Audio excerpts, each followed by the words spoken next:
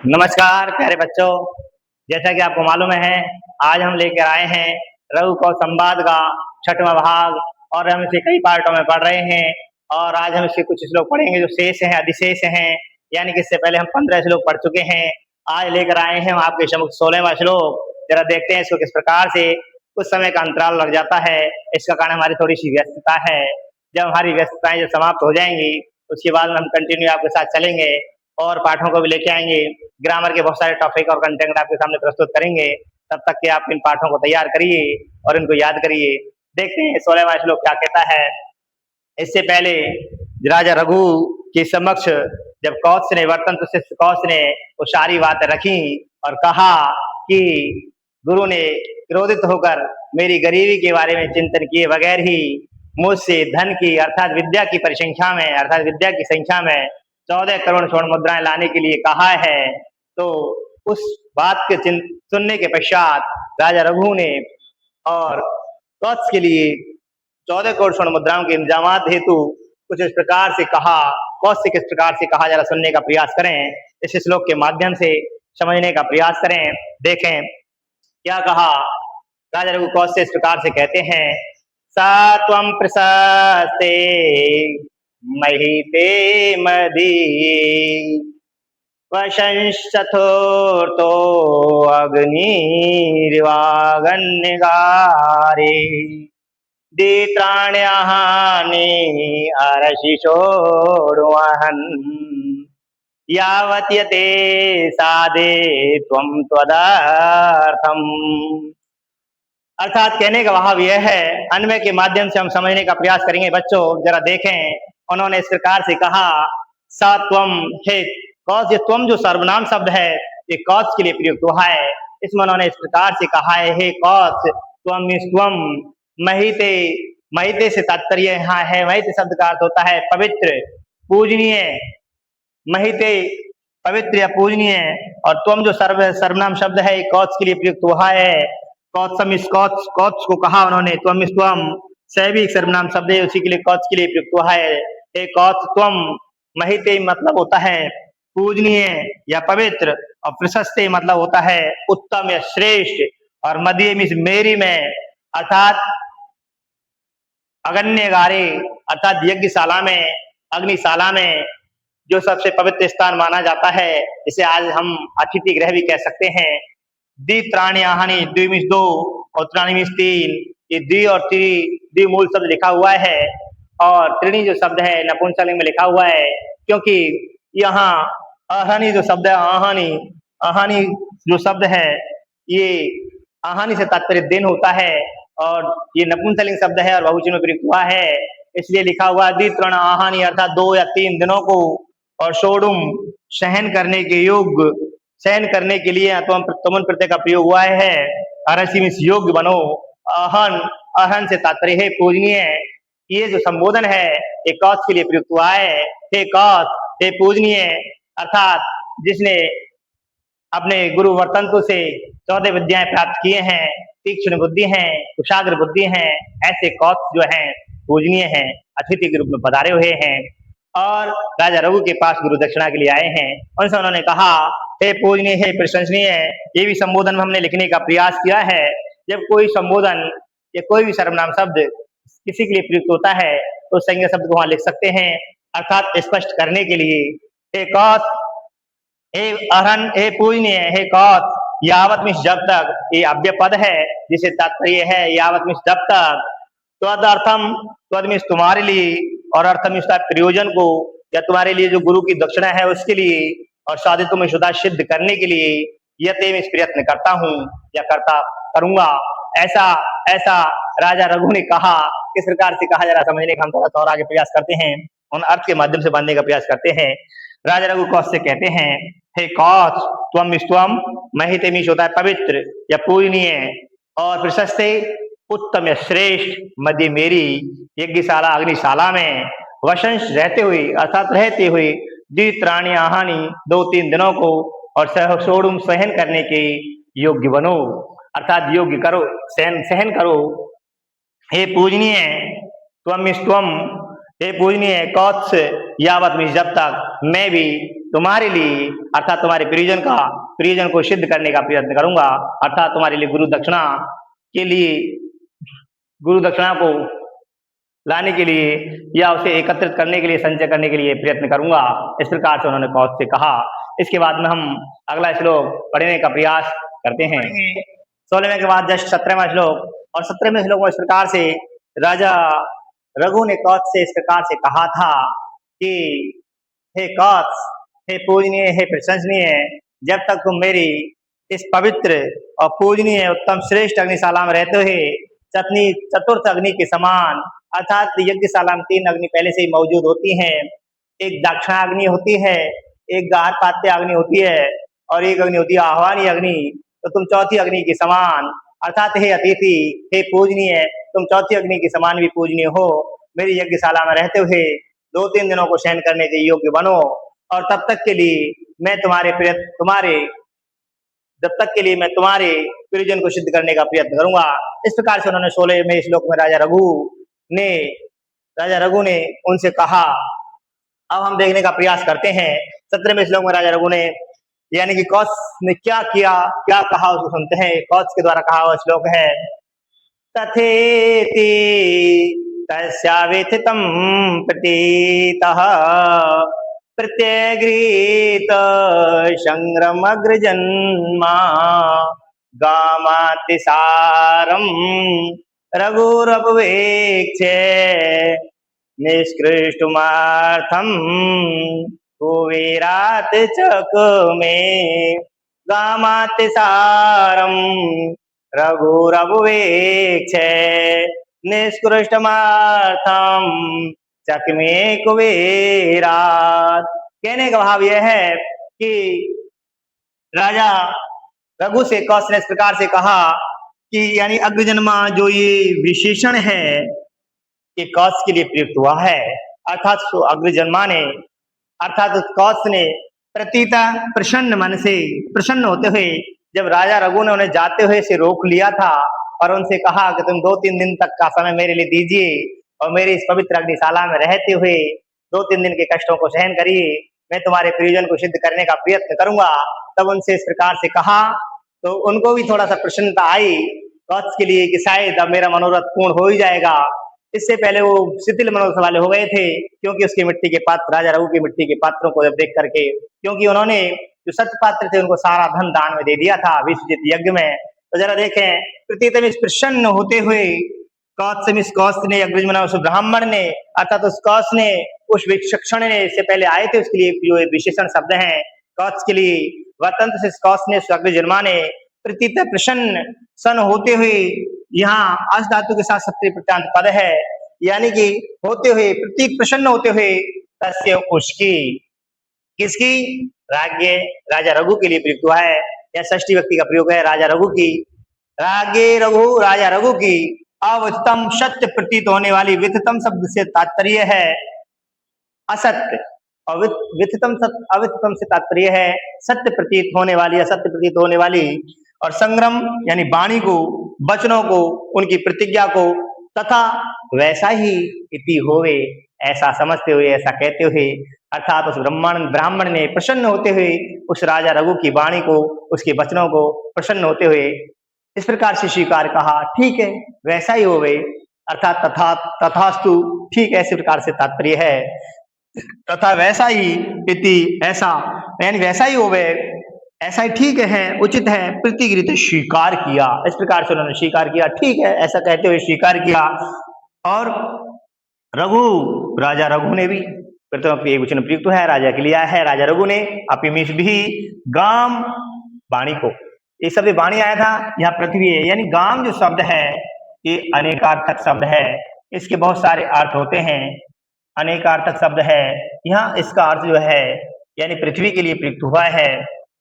इससे पहले हमने एक श्लोक में पढ़ा था, रघु उदारापि गाम निशम्य, रघु की उदारपूर्ण वाणी को सुनकर के जब कौत्स बोला था, अर्थात इस प्रकार से, लेकिन यहाँ पर गाम से तात्पर्य पृथ्वी है, तो ये अनेकार्थक शब्द है, इसकी गामिश गाय भी होता है, गामिश बैल भी होता है, गामिश वाणी भी होता है, गामिश पृथ्वी भी होता है, तो यहाँ पर इस प्रकार से है, अर्थात राजा रघु ने अपिमिष भी गामिश वाणी को सॉरी गाम इस पृथ्वी को आत सारम जिसका धन निकल गया है अर्थात सारहीन और अपेक्षे देखते हुए समझते हुए यहाँ पर अपेक्षे अवेक्षे अवधन एक से धन लेप कर देगा प्रत्यांत पद है इसको हम तोड़ेंगे तो अब उपसर्ग है और एक से धातु है देखने के अर्थ में एक से धन लेप अर्थात देखते हुए कुबेरात कुबेर से अर्थात धन का जो स्वामी है धन के जो खजांची हैं उन कुबेर से धन के स्वामी कुबेर से और अर्थम धन को अर्थम से तात्पर्य धन को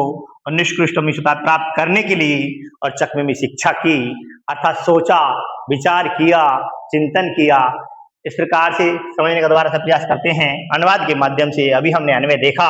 हम ये ग्रामर यहाँ इसलिए नहीं पढ़ रहे हैं क्योंकि पाठ की रोचकता समाप्त हो जाती है, इसलिए सिर्फ हम श्लोक और उसके बाद उसके अन्वय और उसके साथ भावार्थ या अनुवाद अन्वय व्याख्या देख रहे हैं। इसके बाद में हम इसके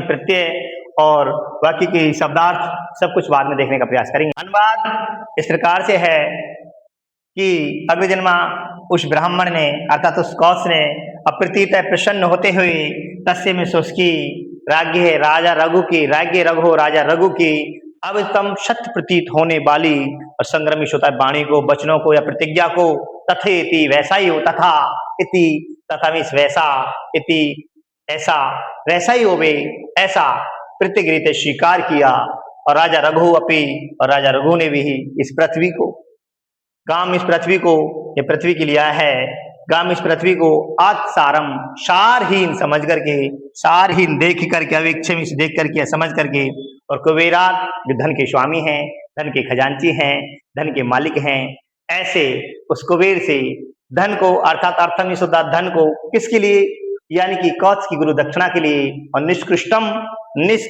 प्राप्त करने के लिए और चकमे में से होता है इच्छा जाहिर की ऐसा विचार किया ऐसा सोचा। आप इस प्रकार से समझ पाए होंगे मुझे पूरी उम्मीद है। अब हम पढ़ेंगे अगला श्लोक 18वां पढ़ रहे हैं 18वां श्लोक। वो इस प्रकार से अभी हमने 17वां श्लोक पढ़ा था और 17वें श्लोक में यानी कि कौत्स ने राजा की सत्य प्रतीत होने वाली उस प्रतिज्ञा को स्वीकार किया और उस यज्ञशाला में रहने लगे और राजा रघु भी कौत्स के प्रयोजन को सिद्ध करने के लिए कुबेर से धन लेने की याचना करते हैं यानी चिंतन करते हैं। इसके बाद हम देखते हैं क्या होता है। राजा रघु यानी कि कौत्स राजा रघु की यज्ञशाला में ठहर जाते हैं और इधर राजा जो रघु हैं वो भी कुबेर से धन लेने के लिए योजना बना रहे हैं। रात में चिंतन किया है, सुबह प्रातः काल उस पर आक्रमण करने के लिए तैयार हैं, उद्यत हैं। जरा देखते हैं इस लोग को। प्रातः प्रयाणाभिमुखाय तस्मै सविस्मया कोसु गृहे नियुक्ता हिरण्मयीं कोशगृहस्य मध्ये हिरण्मयी कोशगृहस्य मध्ये वृष्टिं ससंसु पततां नवस्ता वृष्टिं ससंसु पततां नवस्ता।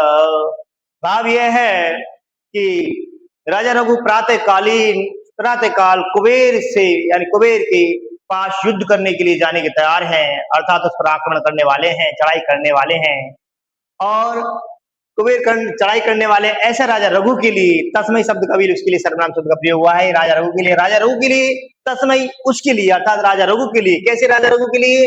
जो प्राणाय अभिमुखाय जो युद्ध करने के लिए उद्यत हैं अर्थात कुबेर पर चढ़ाई करने के लिए उद्यत हैं।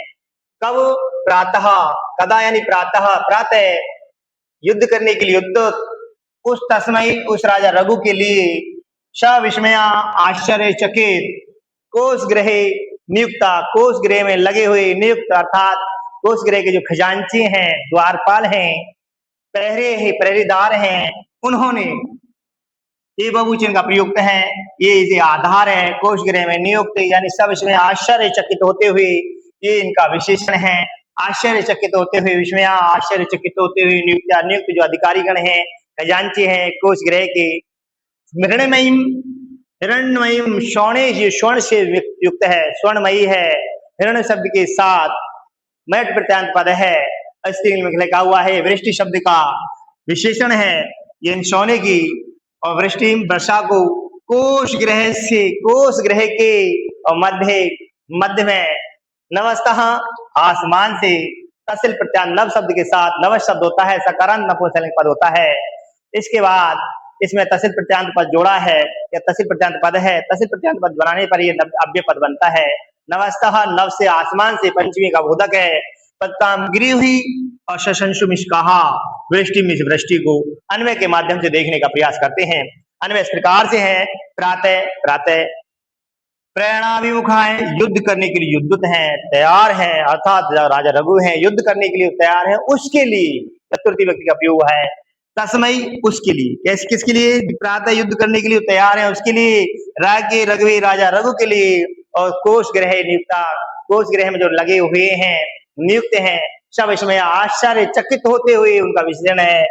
सब इसमें आश्चर्यचकित होते हुए कोष ग्रह से मध्य, कोष ग्रह के मध्य में नवस्ते आसमान से और पत्ताम गिरी हुई, नवस्ते आसमान से यानी कोष ग्रह मध्य, कोष ग्रह के मध्य में नवस्ते आसमान से है और पतिताम गिरी हुई हिरणमयी सोने की और वृष्टिम वर्षा को, ये वृष्टि शब्द द्वितीय व्यक्ति एकवचन के रूप में कर्म कारक के रूप में प्रयुक्त हुआ है और इसका यहाँ पर ये विशेषण है। वृष्टिम वर्षा को, कैसी वर्षा को? हिरणमयी वर्षा को, सोने की वर्षा को। कैसी, कहां से पर गिरी हुई है? नवस्ते आसमान से गिरी हुई है। नवस्ते आसमान से पत्ता में गिरी हुई, ये द्वितीय व्यक्ति एकवचन का रूप है, ये इसका विशेषण है। वृष्टि के विशेषण आए हैं, हिरणमयी सोने की वर्षा को, पत्ताम गिरी हुई वर्षा को, दोनों ही विशेषण है। कहां से गिरी वर्षा को? नवस्ते आसमान से गिरी हुई वर्षा को। और सशंसमिस कहा, किसने कहा? यानी कि कोष ग्रह नियुक्ता, कोष ग्रह में जो नियुक्त खजांची हैं उनके द्वारा आश्चर्यचकित होते हुए अर्थ के माध्यम से देखने का प्रयास करते हैं। आइए देखते हैं। प्रातः काल प्रेरणाभिमुखाय युद्ध करने के लिए उद्यत हैं, तैयार हैं। तस्मय ऐसे रागे रघुवे, ऐसे राजा रघु के लिए, ऐसे राजा रघु के लिए इसमें चतुर्थी व्यक्ति का प्रयोग किया है स्पष्ट करने के लिए, क्योंकि ये राजा रघु के लिए आया है।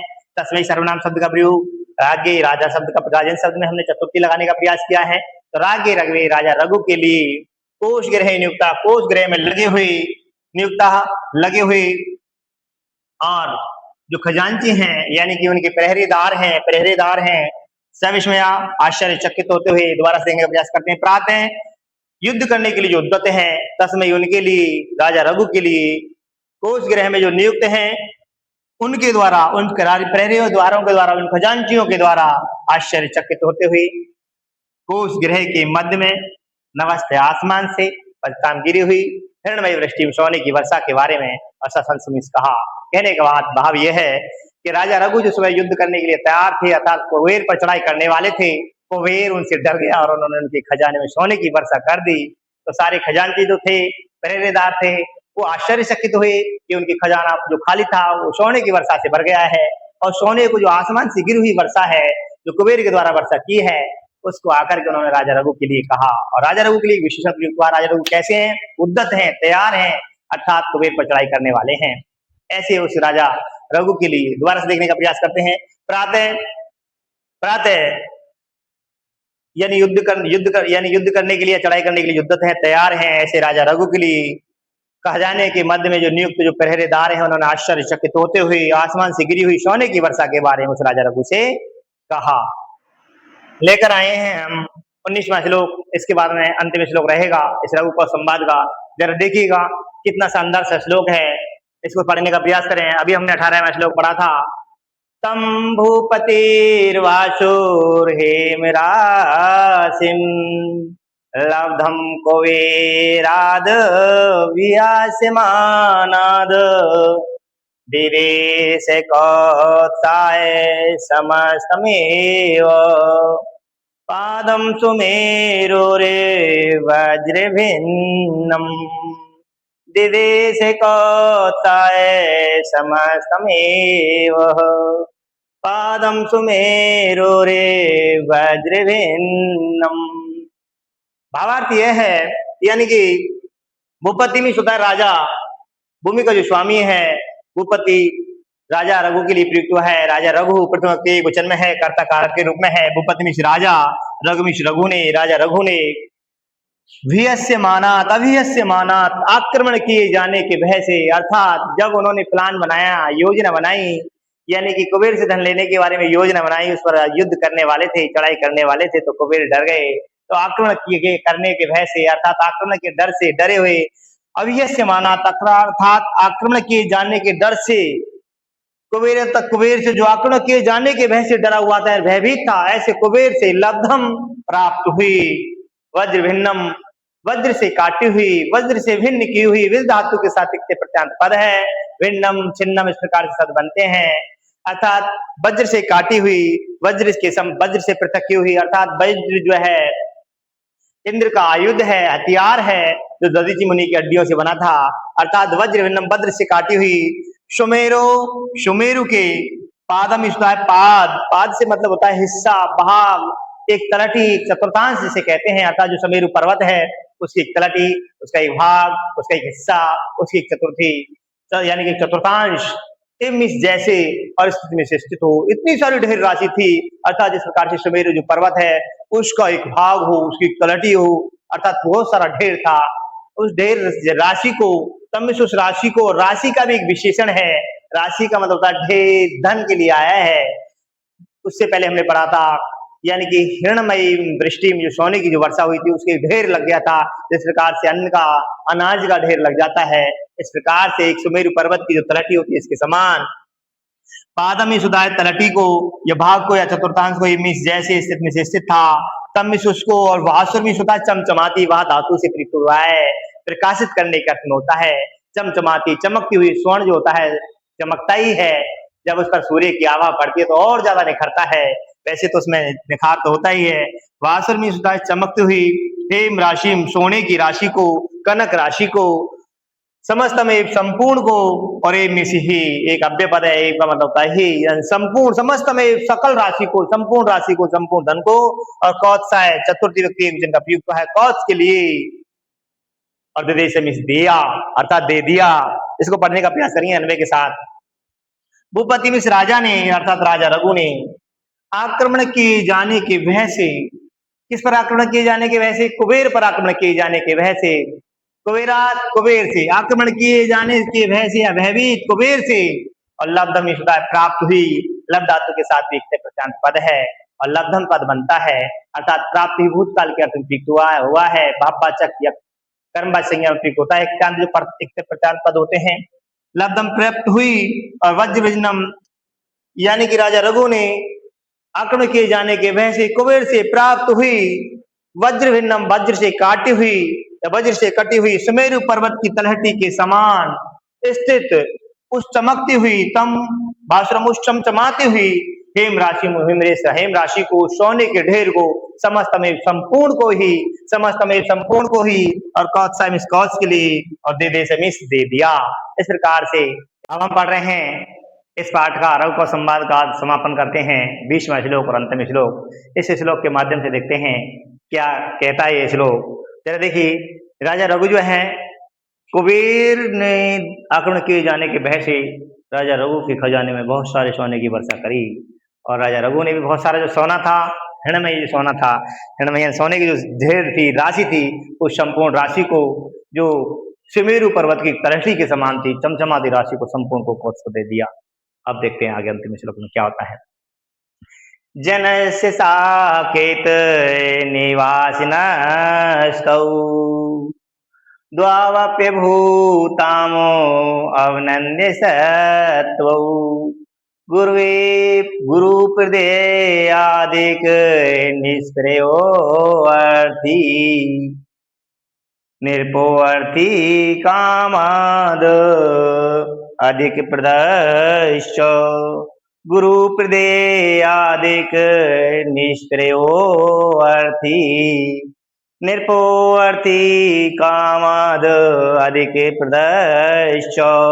भाव यह है कि राजा जो रघु हैं उन्होंने भी सारा धन उसके लिए दे दिया था। देखे जनस्य में सुधार लोगों के लिए। साकेत निवासन है जो अयोध्या की राजधानी थी, साकेत नगरी, साकेत निवासी जो लोग हैं, निवधन वस धन, उसके बाद निवास शब्द बनता है और निवास शब्द के साथ यहाँ पर प्रत्यय लगा हुआ है, निवासी ने बसने वाले, साकेत निवासी नष्ट है, यहाँ पर शत्रु विसर्ग संधि हो रही है। साकेत निवासी ने साकेत निवासी लोगों के लिए, जनस्य लोगों के लिए, तौमिश वे तो मीन्स होता है वे दोनों, द्वौ द्वौवी दोनों होता है, अपी मीन्स भी यहाँ संधि हो रही है, भूताम अभूताम हो गए, अभिनंद्य है अभिनंदन के योग, सत्कार के योग, सम्मान के योग, पूजा के योग, और सत्तो मीन्स प्राणी, अर्थात साकेत निवासी लोगों के लिए, अयोध्यावासी लोगों के लिए ये दोनों ही प्राणी पूजा के योग्य हो गए। ये दोनों प्राणी कौन कौन? इधर राजा रघु की बात कर रहे हैं और हम इधर वर्तनशिष्ट कौश की बात कर रहे हैं, क्योंकि जरा समझने का प्रयास करें। क्योंकि गुरु प्रदेय, गुरु को जो प्रदान करना है, गुरु को प्रदान करने से अधिक अधिक की और निष्प्रह इच्छा से रहित अर्थी याचक, ऐसा याचक जो गुरु को प्रदान करना है उससे अधिक नहीं लेने वाला, ऐसा याचक, गुरु को जो प्रदान करना है उससे अधिक की याचना न करने वाला जो याचक है, अर्थात अर्थी है, कौत्स है, ऐसा कौत्स, और नृप है, ऐसा राजा जो अर्थी कामाद, अर्थात जो याचक है उसकी कामना से अधिक देने वाला, अर्थात जो सोने की संपूर्ण वर्षा हुई थी, सोने की वर्षा जो बहुत सारी राशि हुई थी, संपूर्ण को कौत्स को लिए दे दिया था, जो 14 करोड़ स्वर्ण मुद्राओं से भी कहीं अधिक थी। इसलिए यानी कि निर्पह प्रथम एक वचन का रूप है, उत्विषद संधि प्रयुक्त हुई है। निर्पय होता है राजा, अर्थी में होता है याचक की कामाद, याचक की कामना से अधिक में होता है प्रदान करने वाला, अधिक ज्यादा प्रदय प्रदान करने वाला, चैमिश, और यहाँ पे शत्रुसर्ग संधि हुई है। समझने का प्रयास करते हैं अन्वय के माध्यम से। गुरु प्रदय अधिक, गुरु को प्रदान करने से अधिक, निष्प्रह इच्छा से रहित, गुरु को प्रदान करने से अधिक की इच्छा से रहित, अर्थी होता है याचक, ऐसा याचक किसके लिए प्रयुक्त हुआ है? कौत्स के लिए। ऐसा कौत्स, ऐसा वर्तन शिष्य कौत्स जो गुरु को प्रदान करना है 14 करोड़ स्वर्ण मुद्रा है उससे अधिक ना लेने की इच्छा वाला।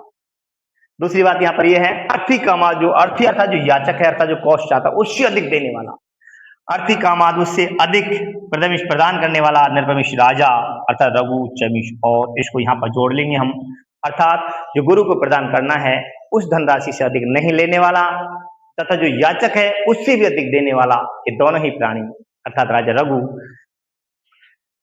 तो दो वे दोनों ही सत्वमिश प्राणी,